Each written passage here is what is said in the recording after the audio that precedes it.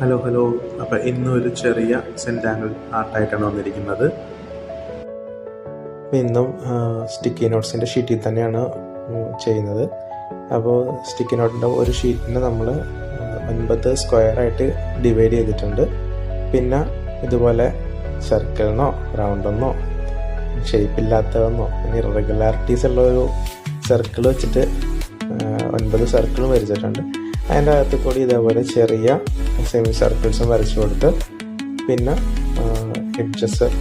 സ്ക്വയറിൻ്റെ എഡ്ജസൊക്കെ ഡാർക്ക് ചെയ്തിട്ടുണ്ട്. ഇത്രയും സിമ്പിളായിട്ട് ചെയ്യാൻ പറ്റുന്ന ഒരു സെൻറ്റാങ്കിൾ ആർട്ട് തന്നെയാണ് ഇന്നും കൊണ്ടുവന്നിരിക്കുന്നത്.